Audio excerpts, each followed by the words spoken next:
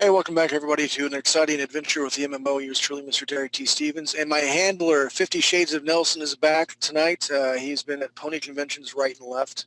I'm sorry, brony conventions, correct, sir? There's a beetle in my hair. And yes.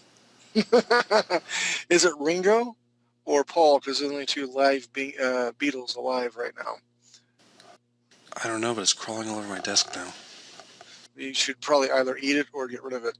But I'm glad to have Mr. Nelson back. We have lots of exciting stuff to talk about and to do. We have been really kind of nailing down what the looks and feel for the humans are going to look like. We had this kind of Western theme last week, which Dirty Steve, made fun of my Western mechanical horse.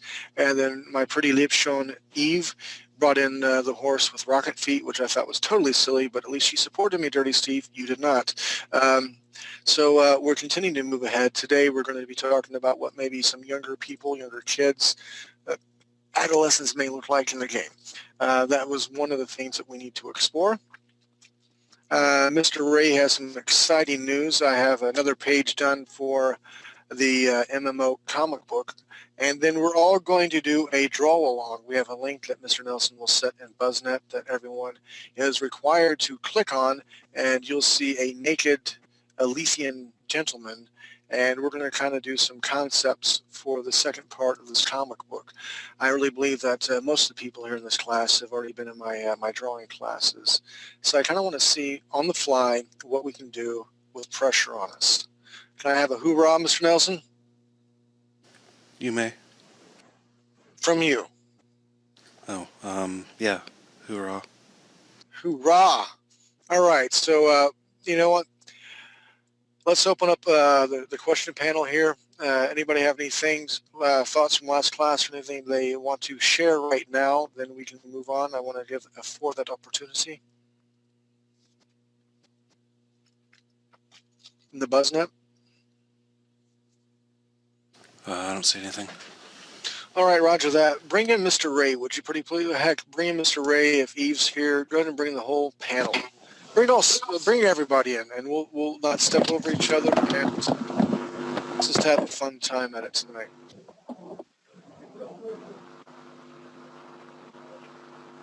He's crawling on my mouse pad now.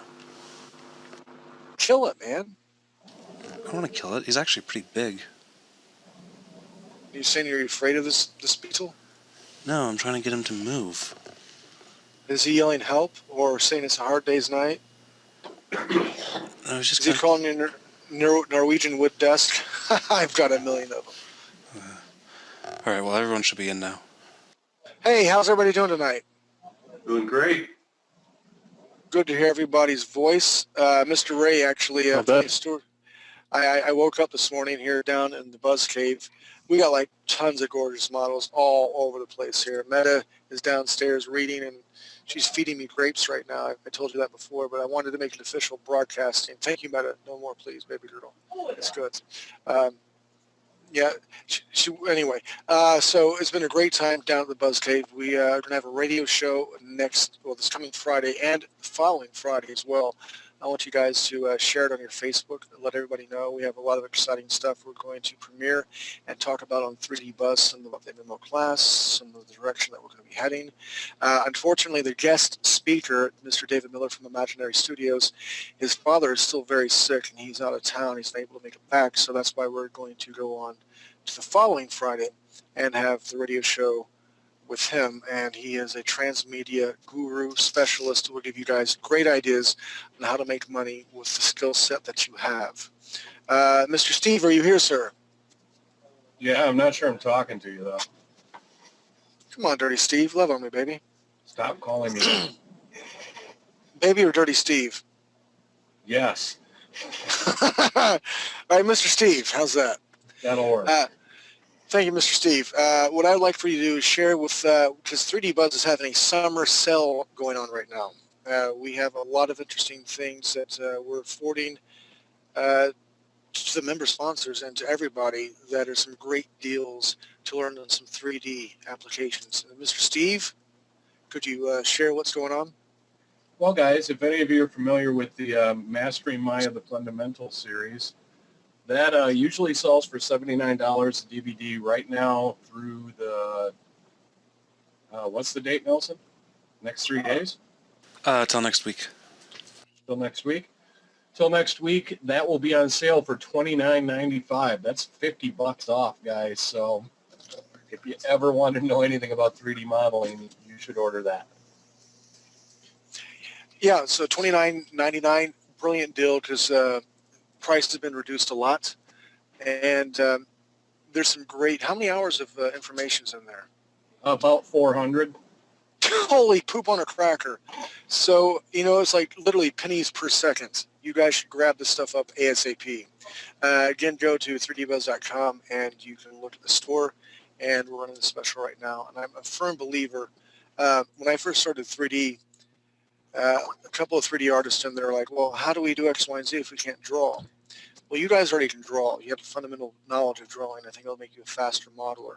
Even in animation, when you understand form and how it moves, it'll make you a better animator. Dynamics, it's all about visual references about the world that we live in. So the fundamentals that you're getting right now will only make you a better 3D modeler or whatever career path that you want to choose.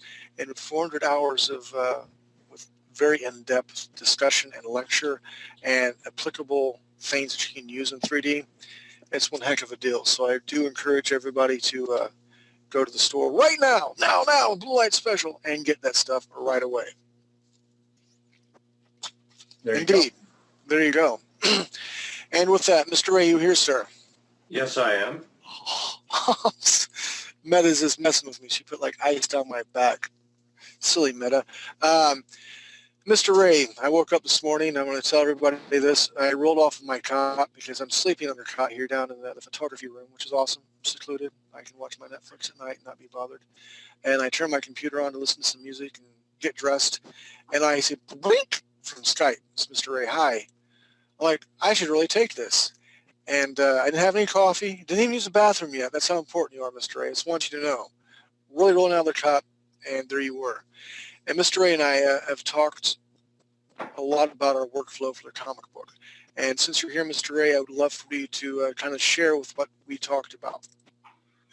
Well, we've sort of hinted at this in the past, but once we go live with the first drop on the comic book, we're going to really need to have a pipeline laid out that we follow, a workflow that we follow fairly straightforwardly. Otherwise, there are going to be big gaps between each of the sessions that we drop in.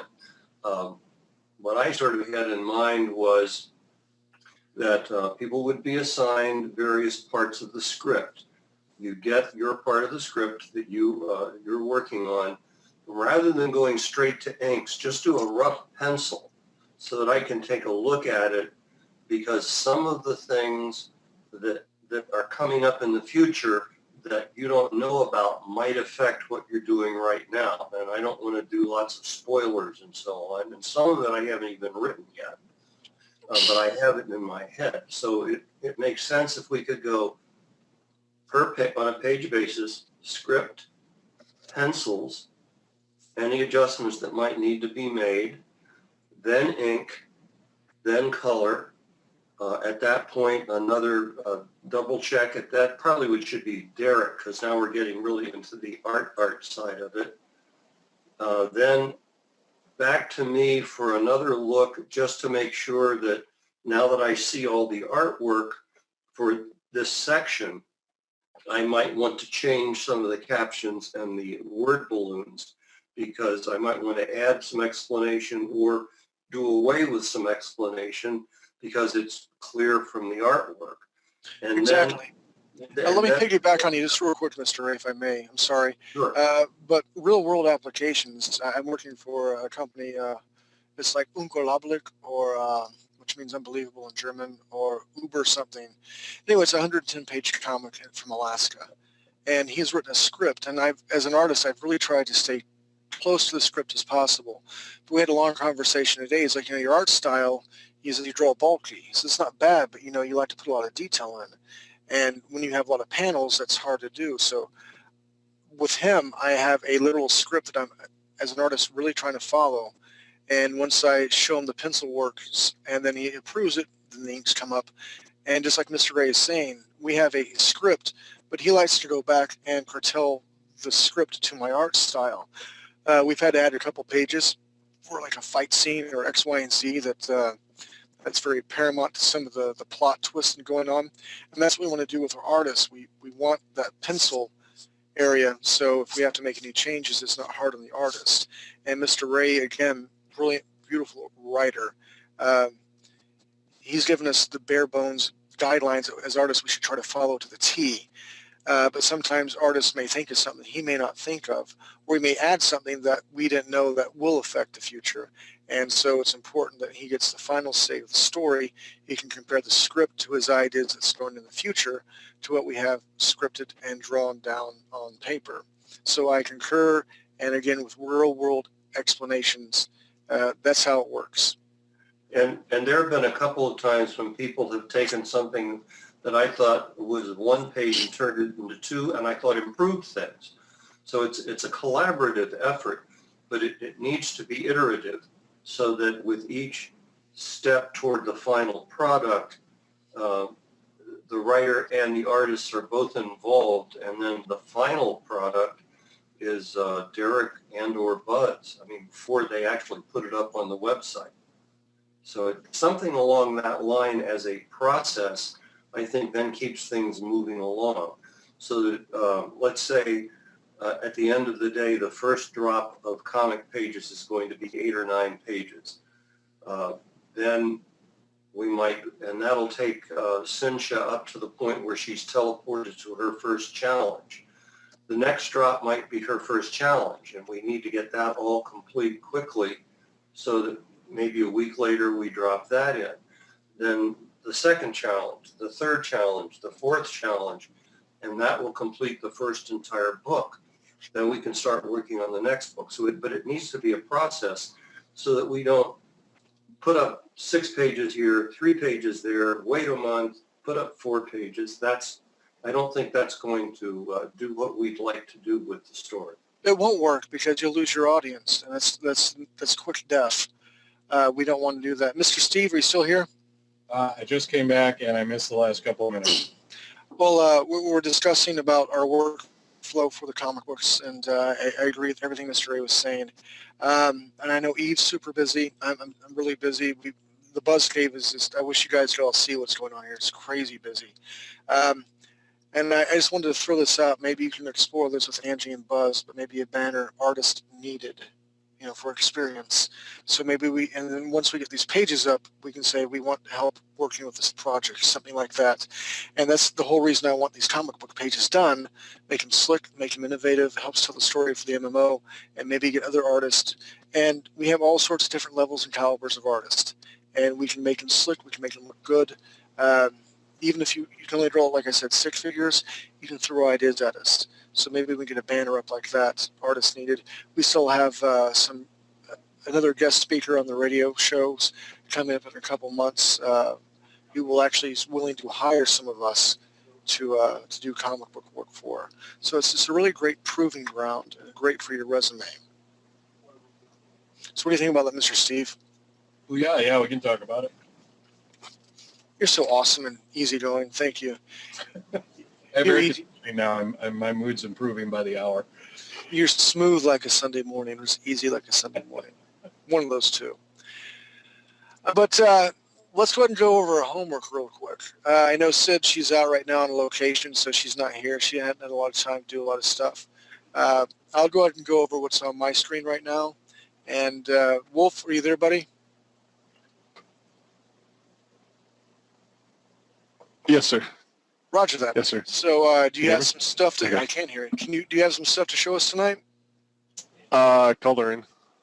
No, that's good. Okay, so we're going to take my screen. Well, my screen's obviously here. Then we'll go to your screen next, and we'll go down the line and see what we've got accomplished so far. How's that? Cool. All right, roger that. So today, or this class here, look at your screen, we're talking about what adolescent kids would look like. And I really loved what Mr. Ray said, because I really loved what Eve had. She had that tank girl feel. So kind of going along those lines, these very quick sketches. Again, very first draft of comic book concept art. This drawing right here going more with the steampunk era, because I keep thinking about this radiation. If the humans are going to be compatible with the environment, are they going to have some sort of radiation burning if they're out in the in the sun too much? Have you guys ever played Mass Effect 2? Anybody here? I've watched way more hours of it than with Tyler. Well, there's a level where I own it, but I haven't played it yet. I played the first, well, not the entire first one. Okay, this is not a spoiler alert, but the second one is way better than the first and the third. Second rules. But there's a level where you're on this planet and the sun is really hot and radiation burns. So you have all these areas where you're shaded, and you have hordes of these monsters coming to fight you. And if you go out in the sun, it starts depleting your shields. And if you go out there too long, bad things happen, you die. I don't know how we can do that in game, but we can at least illustrate it in a comic book that maybe we want to travel close to sunup or sundown sort of thing. So that was my thought process. You can see the little nostril plugs right through here. Got the 3D Buzz Cave in my hand. You can hear it knocking down right here. There's like tons of steampunk stuff here. And we kind of alluded to some of that with the steampunk thing. Now, granted, I could have put it all over her face and made it all like a gas mask, but I'm trying to think outside the box. So she has her nose plugs here, eye area right here, could be IR, UV sort of thing, and her breathing apparatus in through here, and cables run down back through here. On to her back through here like this to give her power to her machine. So that was my thought process on this. If you stand in here real close, I did this for you, Mr. Ray, this little Band-Aid, because Tank Girl seems to have lots of Band-Aids on her, and I think it's really cute. And actually, when I did this, it reminds me of a girl named Bailey, who is Steve Curtis's daughter, because it's kind of the face anyway. So I could picture her in red hair. And Steve, no tape boobies here, because, I modeled it after kind of Bailey. Didn't want you to kill me. Very proud of you. Thank you. Some sort of gears that I'm thinking of, a tinkerer or some sort of mechanic sort of thing. We have a backpack here to sort out gear. What really annoys me in video games is you have all these slots that you have your bags. So I have slots I can put the X, Y, and Z, but you don't see the bags on your character. They're nowhere to be seen on the character. And I can understand that for aesthetics, but I thought, what the heck? Let's put a backpack on a couple of these characters and see what it looks like. So that's what I did with that one. Hold on, taking a drink. Some, I guess, even like Mass Effect, they had, you have characters with helmets on, but I believe you have this ability to have it show them without the helmets, even though they're wearing the helmets. So you could do the same thing with the backpacks. Indeed, because in World of Warcraft, you can toggle your cape on or off, or your helmet on and off, because sometimes you get a really cool cape. And this is me being a role player. Say it's like a royal blue, okay? And it has really great stats for it. But your gear is all black, and I really don't want that to show because it just doesn't look good. I want to make my character look good. So you can toggle the cape on and off. And same thing with the helmet. It could be a really cool, hold on, here we go. Let's just draw this out, shall we? Yes, we shall. So let me take my select tool right here. I'm going to hit Control T. I'm going to bring her down here so I have a little more room. I'm going to hit Enter, Control D to deselect. I hit B for brush. And some of the helmets in World of Warcraft would come across like his, and they look like a skull cap. And it was just this wasn't my idea what my character was I wanted to look like. I wanted something like some sort of really cool, aggressive looking thing like this for the World of Warcraft, but it didn't look like that. So I'm not going to leave that on there because my chick I played, she had really long hair, and in the game, you don't have any bangs pulling down. They didn't model it or texture like that. So you go from really long, beautiful, illustrious hair to no hair and a skull cap. So a lot of times, even though the cap or the helm looked really cool, or not cool, had really good stats like plus to this and plus to that, because as a DPS character, as a druid, it looked stupid, in my opinion. So I just was able to toggle it on and off. And that's why we need to have our development team. Mr. Nelson, you're closest to it. Would that be really hard to do, to toggle on and off? Talking on and off what? If we had a helmet, like, stats are really great, but we don't like the way it looks. You just turn the mesh render on and off. Yeah, of the helmet or the cape. Yeah, I mean, if you're gonna have accessories, you can do it and stuff. All right, cool. I didn't know if that'd be a huge problem with you guys developing right now. No, it would not. Thank you, Mr. Nelson. So anyway, with that said, we'll continue to, I love Nelson, move over here to my punk rock chick, right? Again, more of a tank girl, and everybody knows, especially here at the house, if I was to see, she does not have pointed ears, regardless, it's going to round it off here. But if she had pointed ears and an eye patch and pointy teeth, I would just fall down and go, wah, because I think that's really hot, sexy, and cool. So I gave her an eye patch. I did give her some booby tape, Steve, but I also gave her a corset, so it's perfect. It's a good mix. And what I really tried to do, hold on, let's just make another layer here real quick. Move this down so I can see what's going on. Okay, that layer is chosen, and we'll do red. If you guys can look, with this chick here, lying down here, what I try to do with this girl over here, she's symmetrical. We have the same basic gauntlet. It should be here to here, the same pants and boots, right?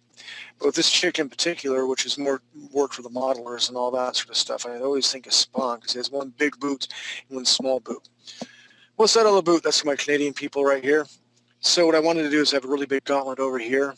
Again, kind of a steampunk feel, a smaller gauntlet through here, and striped pants or stockings through here with a big combat boot, and then torn pantyhose over here, which is not like this, it's totally different, and some sort of fancy little boot thing going like that. And we have a little neck brace going on through here. Again, we have to talk to our developers to say, hey, is that possible? How many meshes are going to be allowed in the game? What's the poly count going to be? So we still have a lot in the air, but I'm a firm believer in shooting for the stars and hoping for the best. So Mr. Nelson, with that said, do we have any idea what poly count's going to be, how many meshes that you want to shoot for? Not at this point, no. All right.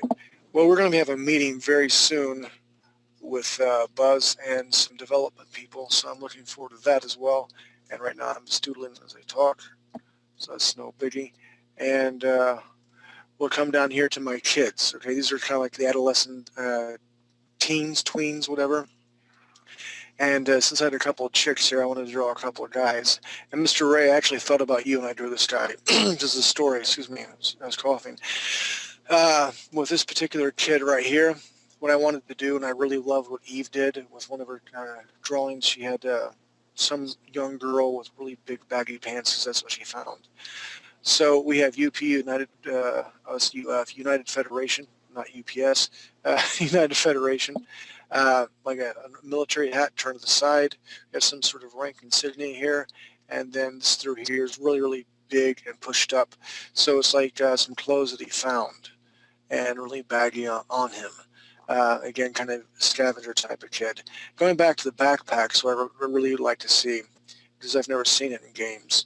We have his bedroll up through here, backpack through here. What I really found interesting, and I kind of had fun with, is these blue textures right through here. Basically scribbles. Thank you very much, Mr. Steve. But I thought it might be interesting to see some of our characters running around who are scarred for some of the radiation or some of the atmosphere that's going on. Thoughts? Am I talking way too fast? That's fine to have them scarred.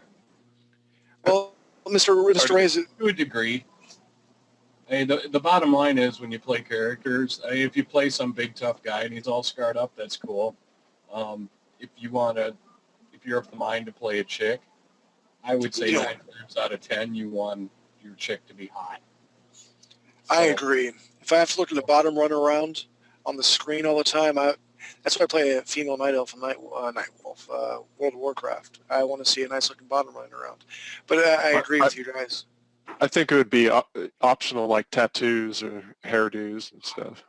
That would be a good option too. And again, we have a lot to talk about to our development team. How many options are we going to have? Mr. Nelson, do you have a stand? I know you don't want to put you on the spot, but I know you guys are doing MMO development right now. It's not particularly this game, but it will affect what we're doing for this game.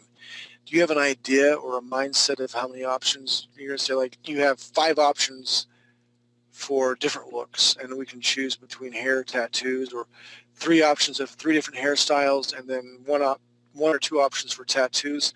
Do you have any idea what you might want?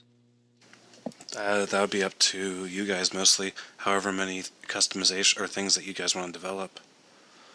Because that's more of your problem, really. Well, I didn't know if it would be hard for coding or, transferring. Because, I'm all about pretty dresses. A memory, yeah, true. Well, yeah, I mean, so let's say you want tattoos. I build the system to allow you to customize tattoos. After that investment's done, then you can put as many tattoos as you want in the system, if that makes sense. No, it does. That's great. And one of the things that I think it might have been Nitro was talking about, you could even set it up something like that where some of the players could be tattoo artists and do trade or whatever with other players for points or gold or to do tattoos for them. It's just a matter of somebody creating a piece of artwork that can be brought in and used as a decal on the character. I knew Buzz had some thoughts about wanting to have trade that ultimately would generate actual real cash as part of the game. So you could do that sort of thing fairly easily. A lot of times it's just a matter of having a different set of textures on the same shape to make it look very different. Or you can create a piece of mesh that you can have look very different if you just put different normal maps on it. So there are a lot of ways you can go with that, where it is, as Nelson was saying, it's really what the artist side can come up with in terms of patterns and textures and sculpting and normal maps. You do have to have somebody monitoring that if you have gamers doing art, because like 85% of them are going to want to just put penises all over them. Yeah, of course you have to be filtered. Yeah, you couldn't just make it a free-for-all. Yeah.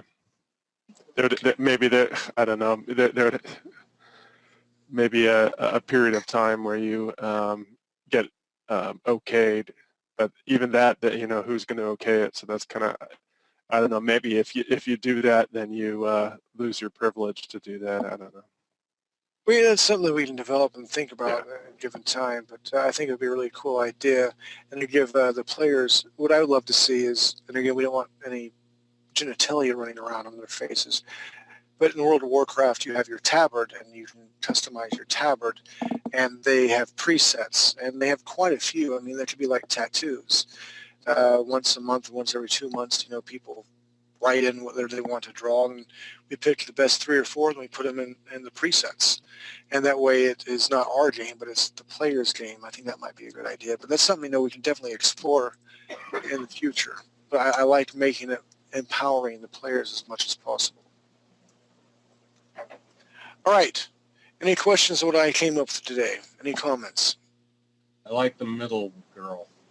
The chick right here, Bailey? Yeah. Yeah, I love Bailey. She's a good girl. And this chick here, too. So my idea was this is some sort of, I guess, cloth fabric. Go ahead. I was thinking you had said radiation. Now, there could be, you wouldn't want, I mean, you couldn't really do it where everywhere in the game there's radiation for people that can only spend so much time or whatever. It'd be a hassle, but there could be areas, and it could be areas of the planet where the magnetic shield around the planet is weaker, and so it kind of Basically hot hits the planet. zones. Yeah, hot zones. For whatever different reasons, you could have that, but I think that'd be really fun to have. It'd be definitely a challenge. There's some more stuff I kind of want to talk. Oh, this is so not Manga Studio. Talk about that in the near future. So with that, I want to save my comic book page that I did for Mr. Ray and talk about that with him here in a little bit. So is Eve here as well, sir? Mr. Nelson, 50 Shades of Nelson? No. Well, poop on a cracker. We will go to Mr. Wolf next, and from there we will play it by ear. If you want to be in queue next, go ahead and speak up. We should have everybody on mic, correct? I'd like to point out that he's been away for a while, but Richard Gamble is now back for the first time. Awesome! And he told me earlier today that he's been playing around with some of the particle effects within Unity itself to see if he can help get those to line up with some of the magic effects that he had come up with in his 3D program. So I'll now turn it over to him at some point. He probably would like to chat. Let's bring him in. We haven't talked to Richard in forever. All right after Wolf, let's bring him in. Yeah, no kidding. I know he's been working like crazy. We talked a couple of times. I can't wait to hear his expertise and bring him in for his art background. We'll do Mr. Wolf real quick, and then we'll go right to Mr. Richard Gamble. So, Wolf. This is what you saw last time, and as you can see, these colors are just kind of, there's a few colors that are just loud, and so I decided first to try and dull them down, make them less loud. And so I showed it to Sydney, and she still thought that it was a little busy, I guess. I know I think this works and is fine, but I decided to see what I could do about that. So I kind of did this. Nice work. I love that purple. More exposed, overexposed kind of look, and I toned down. I like it a lot better. Saturated some of the stuff, and so like what Sydney was saying, she thought I should desaturate some of the or gray out or whatever some of these other colors and stuff, and then for the main people and stuff that you're supposed to be looking at, have them more colorful. And so I decided, instead of to really going down a darker or grayer thing, I decided to keep the like the teacher here. She is darker colors, and they are more overexposed, kind of, because it's supposed to be a bright day anyway. So, and then a little desaturated. So, I mean, if you look at the combination, if you look at the comparisons between the two, she does pop out a lot more. And I don't know that that's necessarily needed, but I think it helps. And then I also wasn't sure. What? I like it a lot better, actually. Me too. I kind of like this guy better, and so I did this one, which is it's basically the same thing, but the sky is different.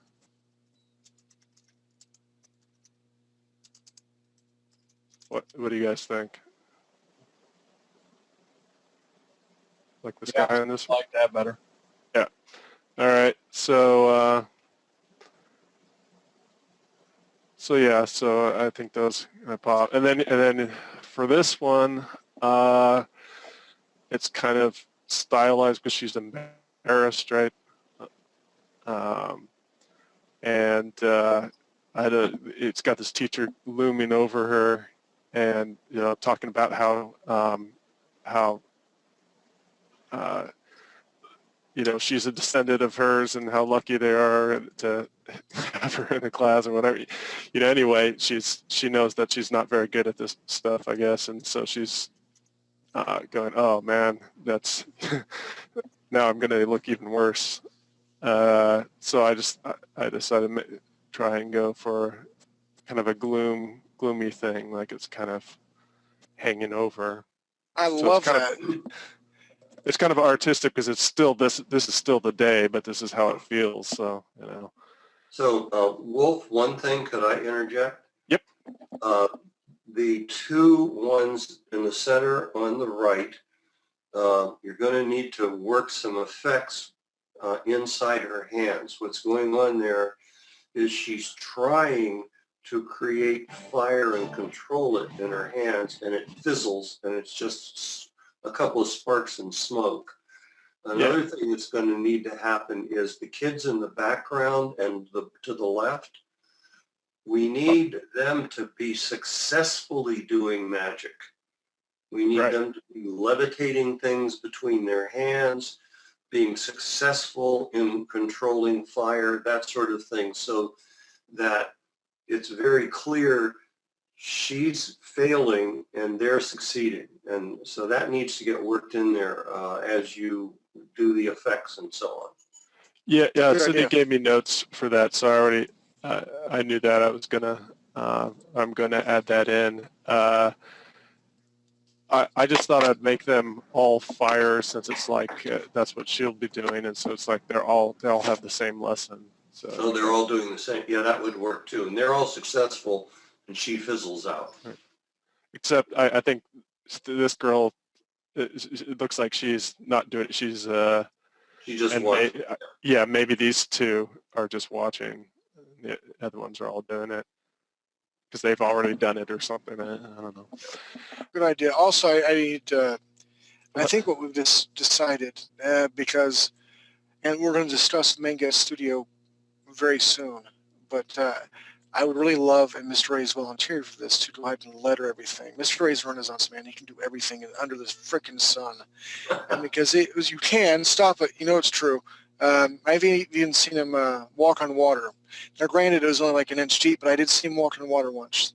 I would like whatever pages you have colored, all of them, what you have done, to go ahead and send to Mr. Ray to let him do his magic, because who better to letter the work than the writer himself?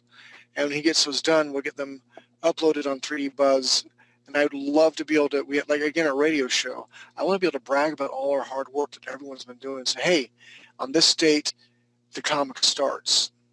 I just did page 7 today. I'm going to call it 7A because like Sid, I cut, it was, I think, 6 to 7 panels. The first page I put 3 in there because I really wanted to have room for dialogue, balloons, and we'll go over that in a minute. But I want to be able to tell our listeners and our audience it's going to be on the state. And so as soon as Mr. Ray gets the pages, the faster he can work. Because Mr. Ray's going to be moving around quite a bit. He's going to see the world very soon, and I don't want him to be on the road going, I got to do this for Derek, sort of thing. So if we can get 7 or 8 pages done before he leaves and goes on his world tour, we can then turn the lettering over to somebody else and still have him with his internet capabilities. He's like going to Russia and Alaska and then I think Antarctica. He's going to swim the great white sharks in South Africa. And the dude's going to be everywhere. Well, I don't plan to be away from the internet, so I should, and I'm going to have with me some fairly powerful portable computing. Okay.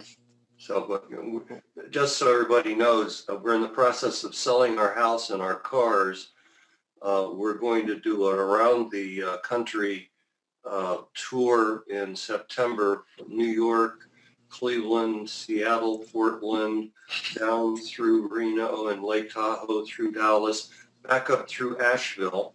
And so Steve, he's going to be coming to Asheville. And he doesn't have a solid date yet, but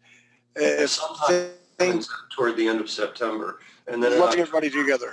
In October, we're moving to Ecuador. but we will have high-speed internet the whole trip. Cool. One way or another, Mr. Ray, I will see you. If I have to crawl in like wheelchair, I will make it there. Is that Dirty Steve laughing, or is that Mr. Ray? Yes? You so suck. Anyway, Mr. Wolf, before Mr. Dirty Steve interrupted. Yeah. I love you, Steve. I know you. I know Ray was. He was always talking about the blush. So what I ended up doing, I thought, just from her skin color, I thought maybe kind of a purplish red, kind of a lavender, I guess. Kind of. I like that. I might strengthen it a bit. I didn't even see it till you pointed it out.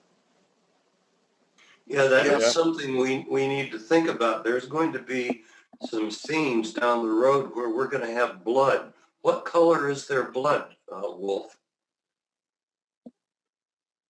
And better have a reason why. Rainbow colored. Red, because red is awesome. No. Okay. Red is fine. Doesn't have to be red, though. It could be something else. Right. I mean, And no rainbows, Nelson. Did you hear Nelson? I have to point this out. Nelson is like, never talks about anything. He's the greatest handle in the world. I think rainbow is like one of the 10 words he's ever said since we started this class. No rainbow blood, Nelson, at all. I'm willing to do it. Stop it. No, you're not. I mean that. Do we want green blood like a Vulcan? Oh, Purple blood? We don't want red. Every human has red blood. Let's differentiate. glowing light blue. Ooh, I like that. Well, What do you guys think? It's something that we'll need because there's going to be blood in the first challenge. I say purple sounds some kind of reddish purple, something like that. So it's not quite human, but you know what it is. It reads, because I think if it's glowing blue, they're just like, oh, what happened there? Yeah, then we have You got what? monster alien instead of something close to human alien. Now, I like that because, I was really wanting, like Steve said, I think it'd be visually beautiful. But if we have the stones that are melding with humans as well as Alethians, we may want to make it a reddish, glowy color. So we can, again, maybe no one will even pay attention. But as artists, we really need to think that they might. So maybe a reddish, glowing thing, reddish purple hue may actually work. Well, think about it, because the second drop, there's no blood in the first drop of pages, but there's going to be a fair amount of blood toward the end of the second one. So we don't have to decide today, but it might be nice to have it a little different from human. We'll make the bugs glowy blue then. Ooh, okay. Yeah, there you go.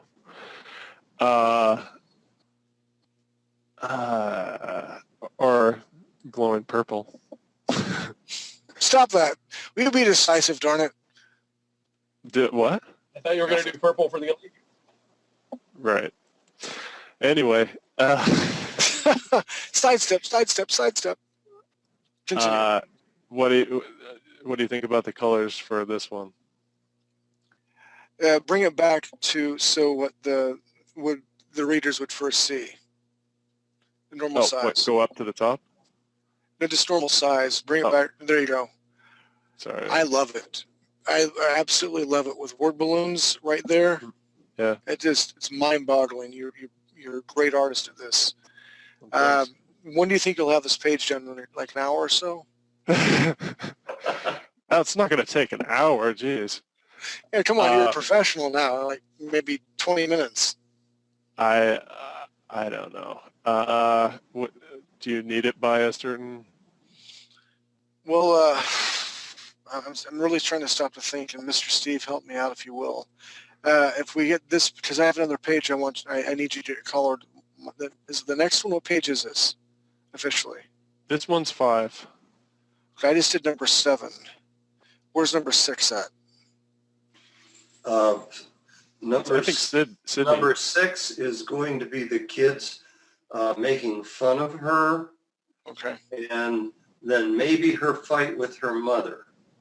Okay, so who is... And then 7, the one you're working on, is the next day when she's, her father comes to her and gives her this war staff that he made in secret for her that has stones in it that look like her stone. Well, snap. Hold on, I got to ask you something real quick because I thought this is when she was like, she was more of an adult. Did I nail that, or is she still a kid at this point? No, here she's in grade school. Okay. The next page she's in junior high or high school. Gotcha. By the time you are taking, so we're going through from baby, grade school, high school. Now she's at the point where she's going on her quest to adulthood, and that's where you are. Roger that. Okay, I just wanted to make sure. That's the age she is when she has the fight with her mother, because it's the night before she goes into the arena and gets sent off on her quest. All right, so we need an artist to step up for page 6 then. So up to that point, and that's going to be 8 or 9 pages depending, that will be the first drop. So that it goes, introduces people to Alethea, shows the whole thing about bonding with a stone by following this one character through her grade school, through her high school, and gets her ready to go on her quest. And then the next drops will be the quest itself. Isn't Sydney working on 6? She showed... Yeah, that's the next. She did show some of that, I think. That's the next one where the other kids are making fun of her. Again, she's on location right now. She's not here, but as soon as she gets back to the Buzz Cave, I'll ask her about it. So what my plan is, Mr. Wolf, is I will go ahead and send you this page I've worked on, and we'll all talk about it here in a moment and get your thoughts and ideas. And if I have to correct anything, redo anything, of course, don't of course do that. But if it's good to go, I will send that to you. So all we're missing is page 6 between it. So you'll have everything you need in it. And again, send everything you have colored to Mr. Ray so we can start out ASAP, because I would really like, if all possible, I would really like, if all possible. Wow. I'm really lagging. Can you guys still hear me? Yeah, you just repeated yourself. I mean, with the lag. Wow, I know. I heard myself. I sound like, yeah, weird. What I really like to do is have, again, our radio shows this coming Friday. Friday night. What time is it, Steve? That would be 6 p.m. Central Time. 6 p.m. Central Time, and followed up by the fantasy art class. But I really would like to have a couple of you guys there for the radio show, because I'd like you be able to share your thoughts and what's going on with everything, and really pump some people up, because we do need a couple more artists. I would like to showcase more skills and different styles. And with that said, we're basically at the top of the hour. When we come back, we'll finish up in about 3 minutes after we get back, and I'll show you my page. I want Richard in here. Is Nitro still here, or is he here yet tonight? I haven't seen him on BuzzNet. Okay, well, hopefully he'll get in, because we really need the Wikia thing all lined up and linked up. Because believe it or not, I have plans for that. I have lots of plans, and it really coalesces on what we're doing here at the comic book. To get the interest that I'm hoping that we'll get, we're going to have one solid story. And I don't want to embarrass Mr. Dirty Steve. Is that better, Mr. Dirty Steve, or just Mr. Steve? No, stop that. All right, just Dirty Steve then. Dirty Steve, what I really want to... have words, mister. You should have been down here, sucker. With Mr. Steve, what I really want, I want to give him a big head or anything, but the dude's really good at Max, and he's learning Unity and some really cool, powerful tools that for hard surfaces he's going to start modeling. And I know Buzz has got some stuff I can't talk about just yet. If I can hit it with Maya, that we're going to start doing character modeling, hopefully in the near future. And all this coalesces on what we're building here, so we need to come together tightly. Like Mr. Ray says, we need the 9 to 10, 11 pages ready for a drop. We're not going to drop them all at once. we'll do one page maybe every 2 days. So that will give us a little bit of leeway to see what the crowd is thinking or whether we need to retool. But we need to come together and continue to work on. And to do that, we're going to need some more artists. To get more artists, we need to generate more interest. So kind of like the right hand needs to know what the left hand is doing. So with that said, Mr. 50 Shades of Nelson, are you ready for a 10-minute break? Yes. Yes. I love it. I can do Bill Clinton and I can do Nelson. Excuse me, Monica. Can you hand me that cigar? This is Nelson's Monica. Yes. Okay, with that, we'll take a 10-minute break. We'll be back. Hey everybody, welcome back. I personally got a rake and raked up all the leaves in the backyard at 3D Buzz while we waited, and Nelson smoked 5 packs of cigarettes, and he still has his breath. So I'm very glad we're all back, cohesive and ready to learn and share. Wolf, you got 3 minutes to wrap it up, and I want to go, Mr. Richard, I missed the man. I want to hear what's going on with him. So go, Wolf, go. Okay, well, I was thinking, like for this first one, I put some clouds in the background. I was trying to help see how they kind of help point the eye, like here. And it reminds me of Nude Descending Staircase, and I'm not saying nude in a bad way. It's like a very, very big story. Probably knows it. You mean the clouds? Just the whole, the clouds and the figure there. Nude Descending Staircase has a chick with no arms. And anyway, it reminds me of that for some reason. I don't know if it's the negative space with the clouds. You have this figure that's kind of like a porcelain. Anyway, I love it. It looks beautiful. Well done. Yeah, I always try and like put colors around. So it's like there's red here, you know, there's also red over here. There's blue here. It's blue here, you know, green, you know, here, you know. I think it helps kind of balance.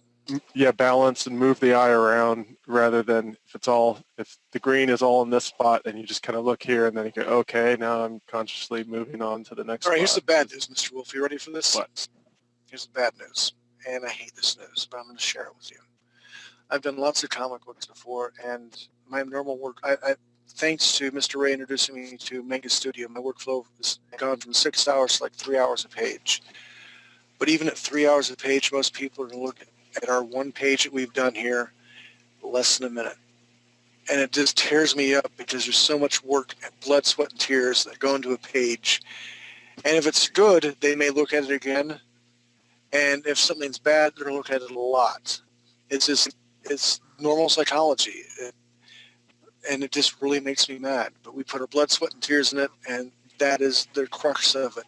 We are trying to compete with different media, Facebook, TV, phones, texting, to tell a story. So that's why I really believe, like David Miller, when we get to talk to him on the radio show, in a transmedia sort of generation, sort of world, where this is going to be our first step telling our story. Then we're going to have the MMO class, and then I like us to branch out and do other things, maybe empower people to make phone apps or games based on what's going on.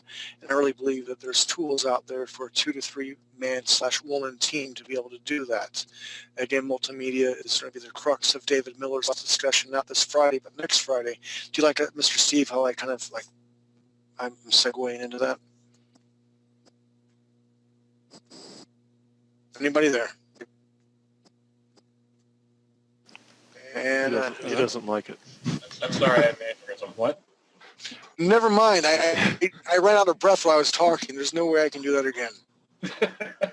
Seriously, no way I can do it. Blah, blah, blah. I got all. All right, good. 2 more minutes.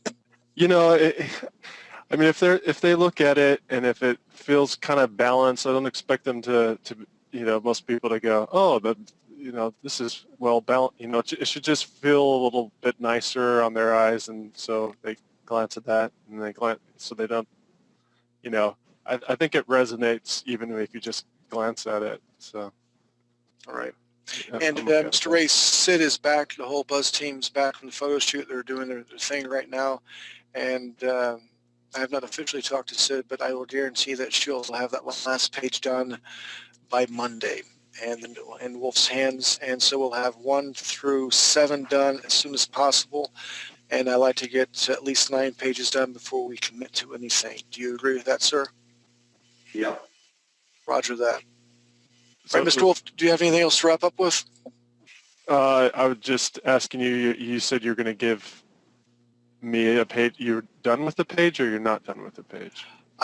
Well, we're all going to explore that avenue here in a We're little going to bit. look at it. Okay, yeah, okay.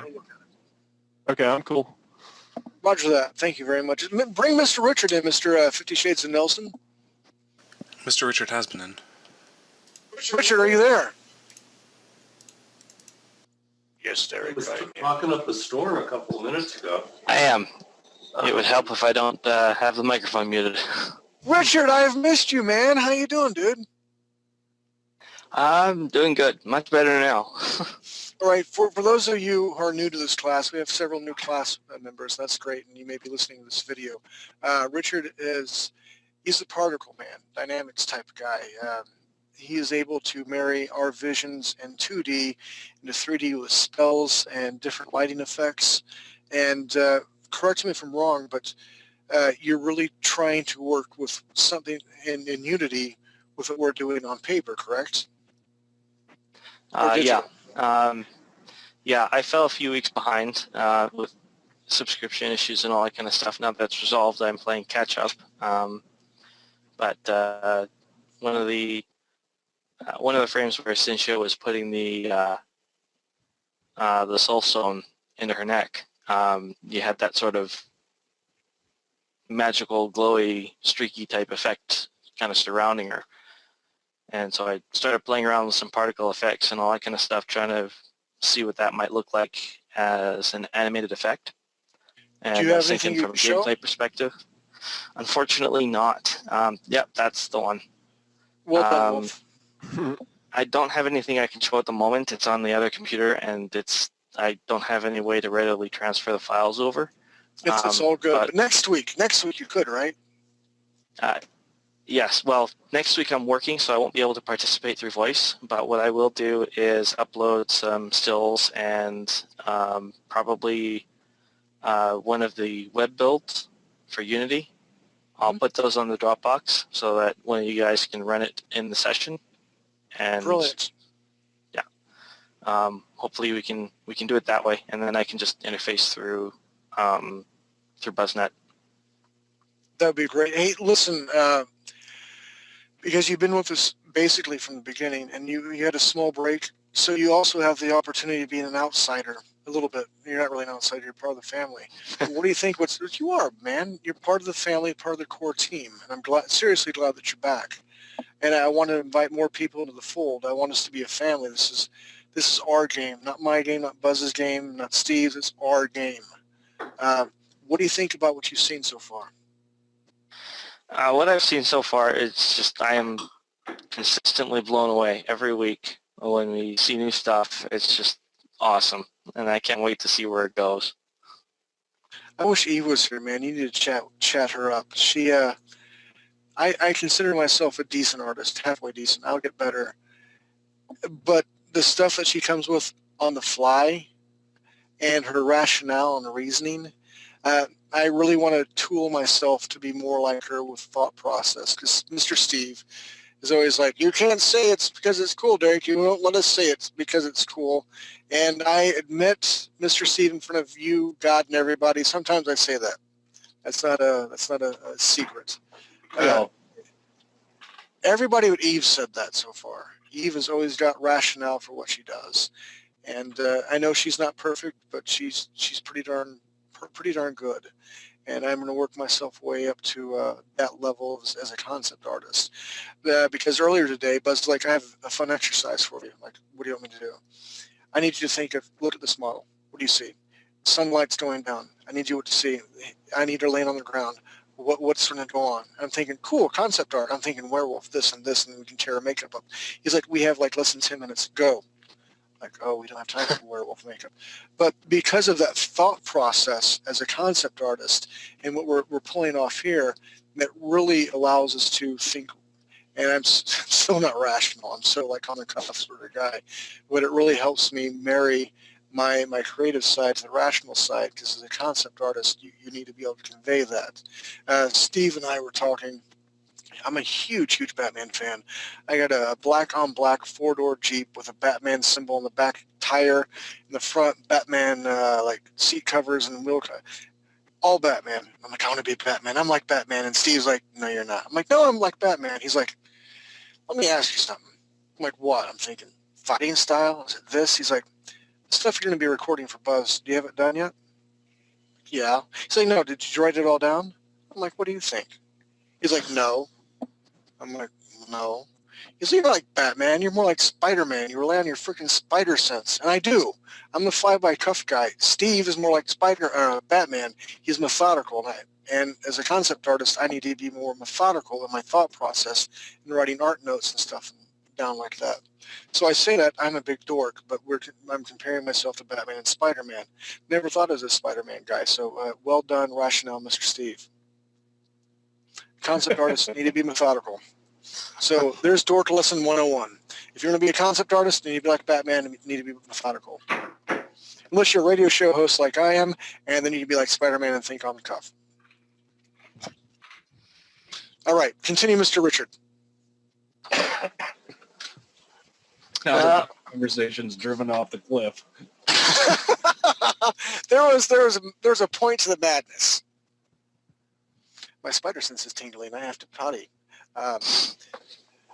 Richard, so next week are you going to like Derek? Derek? be on top in a PNG? Derek? Hello? There you Really? are. Can you hear me now? Okay, we can hear you.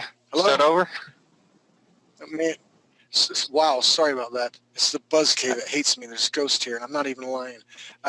So next week you'll put files in and lay it basically a PNG because there's an alpha level of it for the dynamics on top of the comic. Is that your plan?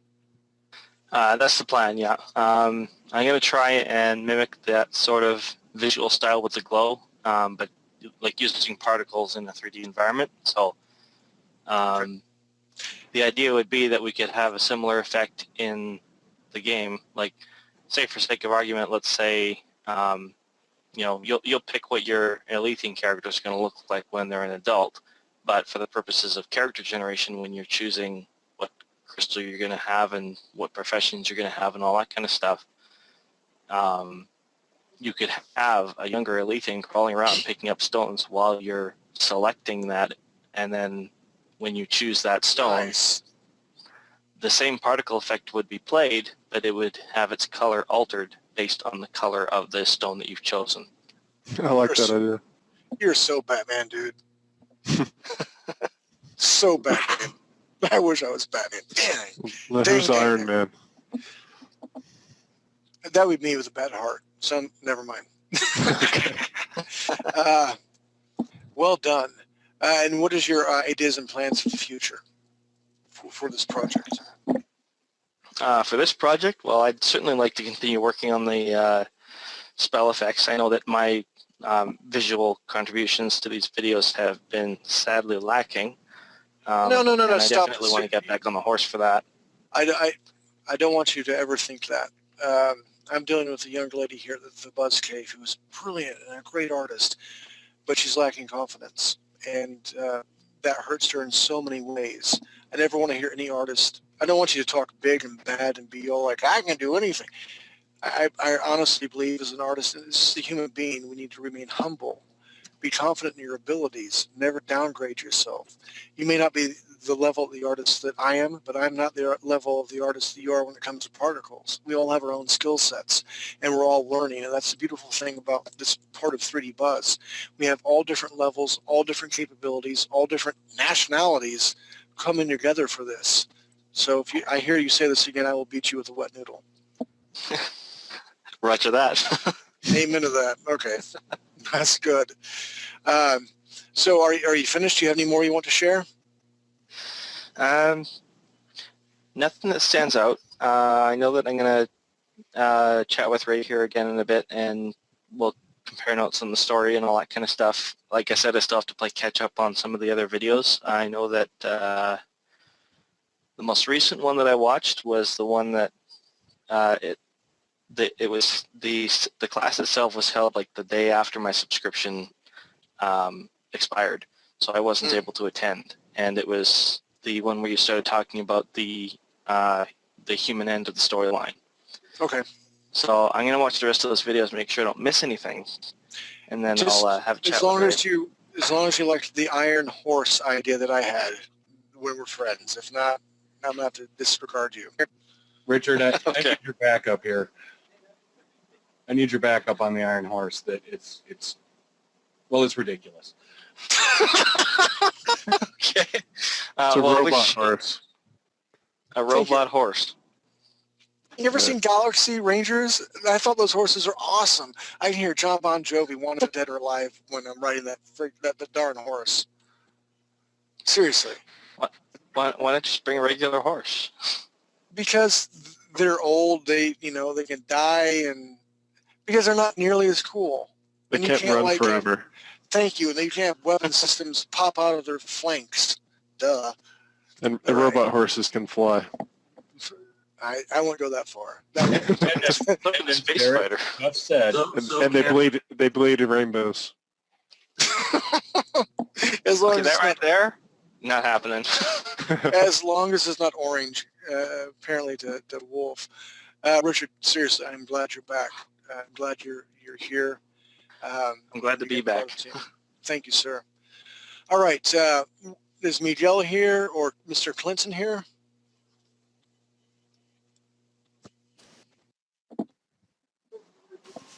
And he's on right now. Hello. Who's on? Who's on first? What? On second. Who's on I don't second? know. It's on third. What? Second base. I'm glad you young people know that. That is awesome. Is it Mr. Clinton or Mr. Miguel? Looks like Miguel's here. Miguel, are you here? How you doing, buddy? Fine. Very well. Good to hear your voice, my friend. What do you got for us this week? Well, I got some of the ideas I mentioned last week. I did it a little bit better. So if you like to show it. I would love to see your screen. Show it to me.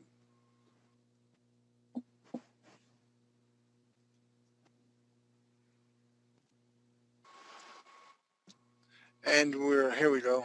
BuzzNet. Let me read. Wolf says Derek is awesome. Steve says I agree. Mr. Ray's like, I think he's really awesome. Oh my God, dude, seriously. Holy crap on a cracker. That's not a bad word. It's just an expletive. That is awesome, man. That's freaking sweet. Oh my God. I am bowing down to you right now, Miguel. You are the man. Who thinks Miguel's the man? Raise your hand. I am raising both my hands. Holy crap. Well done. Well, this is the idea I had for the greenhouse I made. What?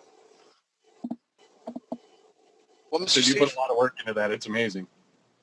Well done. oh my goodness. Oh my goodness. All right, I'm going to shut up. Everyone shut up. You tell us what you did and how you did it. Well, first I listened to what Steve said about doing part of this work in 3ds Max to get the perspective right.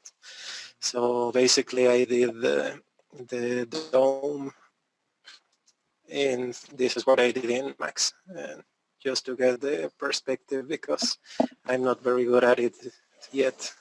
Wait. I have to stop you right there. You are good at it because you use the proper tool for the job. Back in the day before we had Max and Maya and even Daz Studio, and I'm using that right now for some close-up for hands and stuff, we had to have pen and paper. You had to learn 2.3 point perspective. And I really still agree that you should understand that and know the basic foundation with all that, so it will help make your 3D experience even better. But you're using tools. You did it great. You've seen a problem and you worked around it, and you have a solution. The ends, not every time, not in life, and the ends do not justify the means in life, but I honestly believe in art, the ends justify the means. You did one hell of a job, dude. Well, if you want to get paid as an artist, time is money, and this is a tool that makes you faster and better. So. Well done. I agree. Well, I started adding all this stuff. Plants, trees, more plants, machines, and fog. Well, as I was saying, this is my idea for the greenhouse, for maybe some of the outcast settlements. Now, let me ask you, how did you do the plants? Are those each different objects? I actually did one and started repeating itself everywhere, just changing its position, scaling, maybe tweaking a little bit. But it's basically one object for each plant. And the way you did the overlay of the color on it is just, Miguel, seriously, this is amazing. And I don't want to denigrate any of your old work because you work hard. But now you're working hard and you're working smart. And it is night and day difference. This is beautiful. I would put this up on the wall and say this is what we need to do as an artist or as a modeling team. This is some great work. Well done, sir. Thank you. That is. I am really blown away. I agree, Miguel. Fantastic work. Thank you. Muy cool. Muy. Gracias. Es un placer hacer todo esto para ti, Derek. Sí. I don't. Well, as I was saying,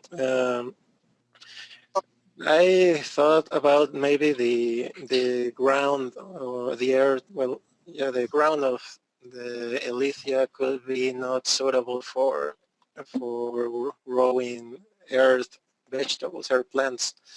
So I did some research and find out that maybe some of the problems that the ground has is that it's sometimes too acid, and you have to put things like calcium, magnesium, phosphorus in the ground to make it more alkaline and to be suitable for growing plants. So I thought maybe this is this could be how they are doing it, and maybe it could be maybe you can even transform it into a little quest when you will have to start searching for those materials, because I read you need very large amounts of these materials to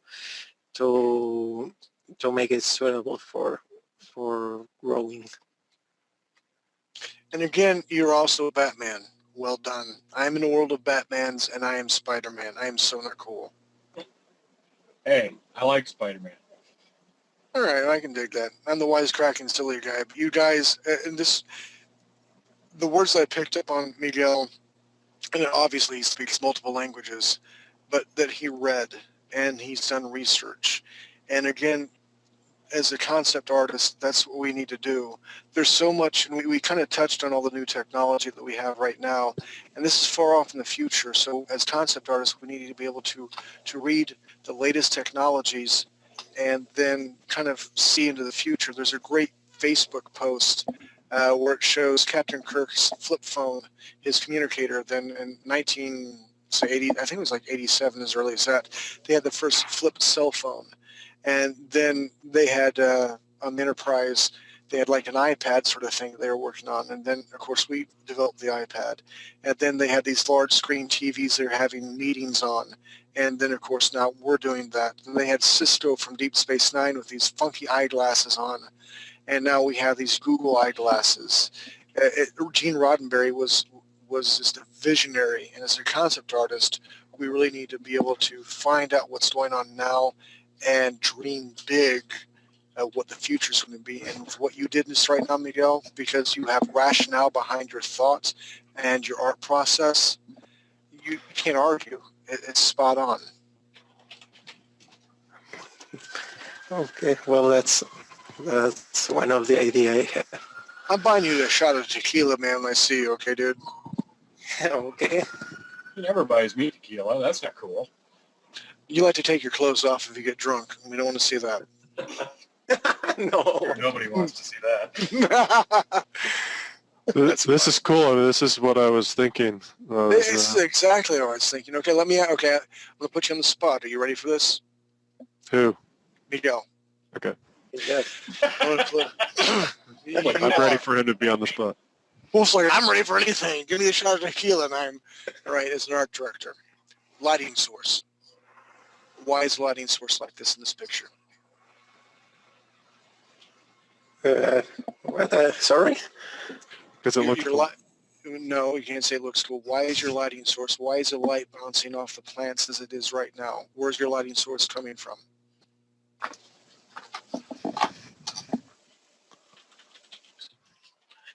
He's translating my English into Spanish now. No, it's that I can't hear you very well. I'm sorry, one more time, okay? Your dome, which was beautifully done.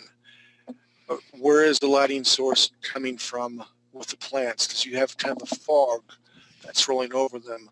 Why do you have the fog rolling over that? I think it looks darn cool. Oh, because I also, in what I was reading, I also find out that maybe the atmosphere in another planet could not have enough nitrogen or maybe carbon dioxide to make it suitable for a plant to grow. So the other thing that I thought is that maybe through some machinery like the ones you see here in the far could actually emit these gases. That's why I put the fog. You're now hired full-time for 0 pesos.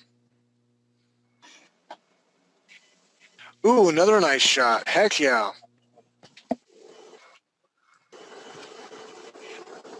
Well done. Okay, let me play art director again. Because the comic book page I'll show you after this with Chelsea, brilliant artist, great girl, love her to death. And as the adolescent, the pre-adult Cynthia, she did a great concept of her. But I had to draw a shot of her from behind, and we didn't do turnarounds. Turnarounds, you have a front view, 3/4 view, then the back, and then the side. And we had to do the whole thing, and I had to guess what the back of her armor was going to look like. With everything that Miguel's showing us right now, it's like almost a 360 turnaround of what this is going to look like. And as an art director, I can say, okay, I have questions about this. This is good. We can build this environment now because the art team knows what everything looks like. Miguel, you've gone over what I ever expected anybody to do. I really encourage you to put this in your portfolio and continue to where you're going, man, because you're only going to go up from here, okay? Okay, I will put it in my portfolio. Amen, brother. Amen. Anybody have any thoughts? I keep seeing ship PSD up there, and now I'm jonesing to see that. Oh, that's the second thing I did for today. Let's see it. Good eyes, Mr. Steve. You're not nearly as old as I thought you were. Oh, my goodness. Oh, Whoa. nice light and shady. Who's blown away by this besides me? I am blown. Oh, my God. Just beautiful. I'm speechless. That is awesome. Miguel, where did you... Oh, my gosh. Not that I didn't think you could do this, but oh, my gosh. I love the walls. I love the gunnery up there. I love the crash ship. Explain your process. I am blown away, dude. I told you if you started channeling me and stopped channeling Derek, you'd get better.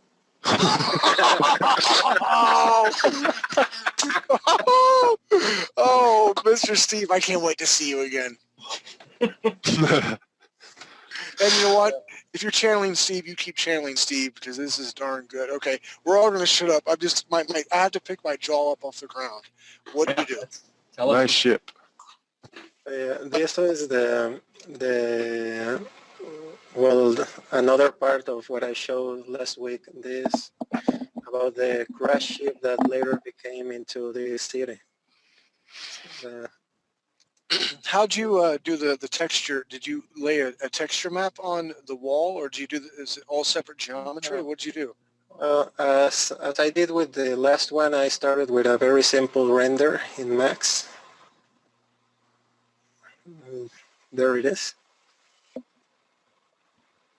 Miguel, I'm just blown away. I can't wait to show Buzz this stuff. I'm just, wow. And what, again, the ends justify the means in art. And I feel just as guilty, and maybe you don't, but I felt guilty before because, you know, I use the studio, Manga Studio sometimes for close-up for hands. I just downloaded Dad's Studio because I'm working for so many people, and like Steve said, time is money. And I conceptualize, I come up with the layouts and this and that. I know how to draw, but I have to do it fast. And speed is money. And not only did you do it, I'm not sure how fast you did it, but I'm hoping it cut down your time.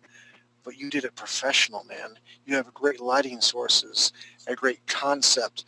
And from this to what you did the last week, help me out, Steve. I just don't know what to say. I can't praise Miguel enough. I'm blown away, and more important than anything else, you made me feel really good about me for that advice. So, who's narcissistic now? That's a good advice. Miguel, it looks like just looking quick. Did you use what kind of blend layers did you use when you painted over that? Mostly multiply, but Yep. I also use green. Did you find it a lot easier to have that base and then just basically tint over it? Yeah, it's way easier because it went easier for me just make this quick model of the ship instead of drawing it by hand. So that was a huge time saver. Very nice. Welcome to the world of some very professional techniques for concept work. You know, Buzz and I were talking about, is it Feng Zhu, is that how you say his name? I don't want to pronounce his name wrong because he's like an idol. I love and respect him. But we were going over ruler tools in Photoshop because Buzz is like the guru of Photoshop. And he was talking about, you know, hey, Feng, your guy that you really like and want to emulate, I mean, he uses all these rulers to throw perspective down and he paints on top of it. And I didn't know that. I don't know what I really thought. I thought maybe it was pencil and paper, or I know he does digital stuff. I didn't know how he did it. There's another guy named Christopher Shy I love and respect. He was a mentor to mine.